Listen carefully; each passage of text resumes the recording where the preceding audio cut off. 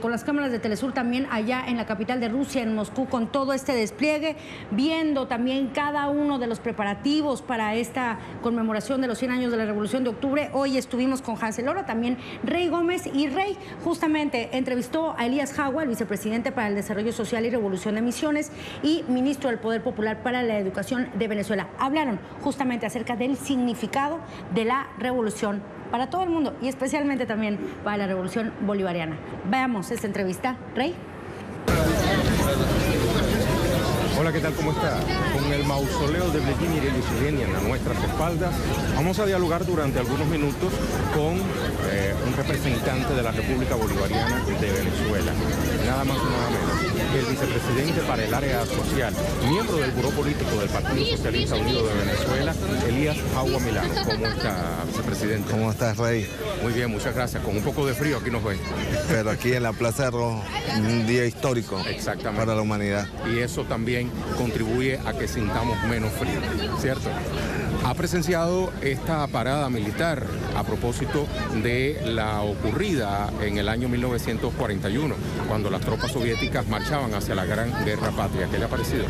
Sí, recordemos que en aquel momento, como conmemoración a la Revolución de Octubre de 2017, el pueblo soviético convocó a la Gran Guerra Patria.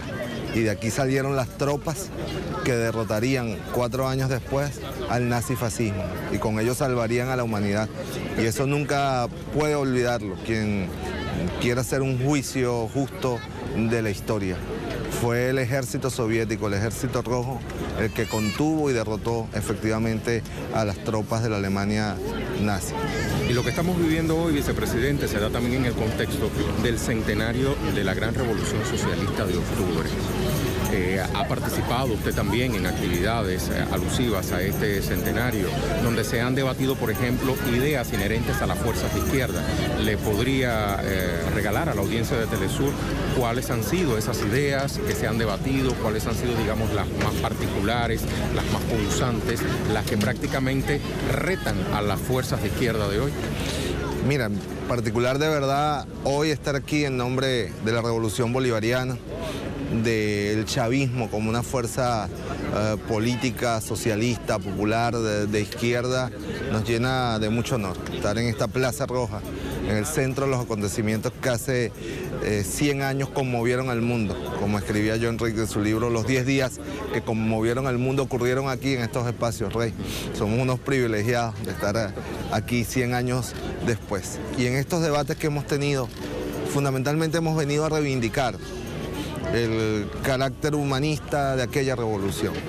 Recordemos que el origen de la especie humana y su constitución como sociedad estuvo caracterizada al principio por el colectivismo, por la solidaridad, por la producción para la satisfacción de necesidades. Después llegó la etapa oscura del esclavismo, donde un conjunto de seres humanos se apropió de la libertad, de la humanidad de otros seres.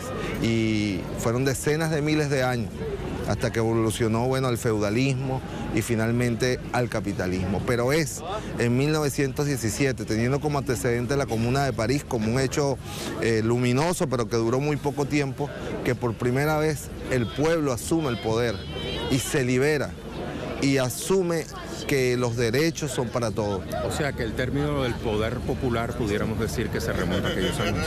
Efectivamente, porque son los soviets, los consejos de trabajadores, de campesinos y de soldados los que toman el poder bajo la conducción de Vladimir Ilich Lenin. Y a partir de allí el mundo cambió, porque el propio capitalismo europeo fue impactado y tuvo que virar y adecuarse y convertirse en lo que se llamó el estado de bienestar, el estado social de derecho. A partir de la revolución de 1917, nadie en el mundo pudo negar que las grandes mayorías también tenían derechos a la participación política, a la alimentación, a la vivienda, a la salud, ¿no?, a la vida, pues, ¿no?, que la inmensa mayoría de los seres humanos no estaban condenados por la naturaleza ni por Dios a vivir como parias en esta tierra. De allí la importancia de 1917. Es el día de la emancipación humana después de decenas de miles de años de esclavitud, de marginación, de opresión. Usted acaba de pronunciar una palabra que me recuerda que en cierta ocasión la pronunciaba también el comandante Hugo Chávez, emancipación. O sea que Chávez bebió en las aguas de la gran revolución socialista de octubre, bebió en la obra de Vladimir Ilich Lenin, el líder de los bolcheviques. Sin duda alguna. Mira, el presidente Chávez, en primer lugar, nuestra corriente histórica, ¿no? La corriente de la resistencia indígena, la corriente de Bolívar, la corriente de Zamora, de Rodríguez. Pero esa corriente histórica propia autóctona, el comandante Chávez la alimentó de la corriente histórica de la lucha por la emancipación de la humanidad.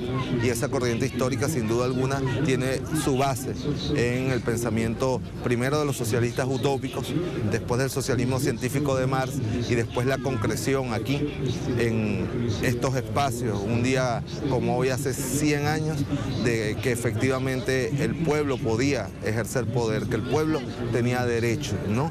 Y ese día se demostró además que un pueblo con organización, con un partido organizado, que es una de las cosas que hemos reflexionado en estos días con todas las fuerzas de izquierda, un partido organizado y una vocación de poder, que es algo muy importante que el comandante Chávez rescata. Dice, los pueblos no solo pueden resistir, decía el comandante Chávez, y en general era una crítica que le hacía a la izquierda, hay que retomar la vocación de poder, ¿no? Y aquí por primera vez se demuestra que las grandes masas con voluntad de poder podían lograr la hazaña de derrocar un régimen de opresión, de esclavismo y abrir el horizonte hacia una plena libertad humana. Una idea que en el caso de Venezuela fue impulsada por el comandante Chávez, como decía usted, y continuada por el presidente Nicolás Maduro. En este contexto del centenario de la gran revolución socialista de octubre, ¿qué impulsa la revolución bolivariana? ¿Qué retos se le presentan a la revolución bolivariana? Mira, lo planteábamos en los debates, ¿no? La corriente socialista mundial, sin duda alguna, tiene la virtud de haber restituido el concepto de igualdad entre los seres humanos, ¿no? De la libertad política, de la democratización del poder, del ejercicio del poder para todos y el derecho a todos a ejercer el poder, y de los derechos sociales, como quizás el más grande legado de la corriente socialista. Es decir, que la gente tiene derecho a vivir, tiene derecho a comer, tiene derecho a vestirse, tiene derecho a educarse, ¿no? Tiene derecho a desarrollar plenamente sus capacidades humanas, que no está condenada por la naturaleza ni por ninguna divinidad a vivir, como lo decía anteriormente, en la miseria, en la marginalidad, ¿no? Pero sin duda alguna que un gran reto de la corriente socialista es cómo sostener esa ampliación de derechos que postuló y que trajo. Y el tema económico, el modelo económico, ¿no? La construcción de nuevas formas de propiedad no capitalista, de nuevas formas de relaciones de producción no capitalistas que sean eficientes, que no sean al corto tiempo, al mediano plazo, nuevamente metabolizadas por el capitalismo y terminar siendo funcionales a ellos, son los grandes retos del socialismo, incluyendo al socialismo bolivariano que nosotros estamos construyendo en este momento. Vicepresidente, 1.000.000 de gracias por estas declaraciones para la audiencia de Telesur. Gracias por aguantar un poco de frío con nosotros. Gracias a ustedes. Desde aquí compartimos, bueno, la emoción de estar en los 100 años de la Revolución Rusa en nombre del heroico pueblo venezolano que está batallando por la construcción del socialismo, por su derecho a la autodeterminación, a decidir su propio camino. También compartimos este frío. Claro que sí, vicepresidente para el área social del gobierno bolivariano, también miembro del grupo político del Partido Socialista Unido de Venezuela, Elías Aguamilán. Devolvemos la señal a nuestros estudios en Caracas, Venezuela. Hasta la próxima. Muchísimas gracias, Rey Gómez, con toda esta cobertura mostrándonos. También lo invito a que siga su cuenta en Twitter, @ReyGómezTelesur, para que también vea y lo que nos está mostrando, los paisajes y cómo se visten para celebrar esta revolución de octubre.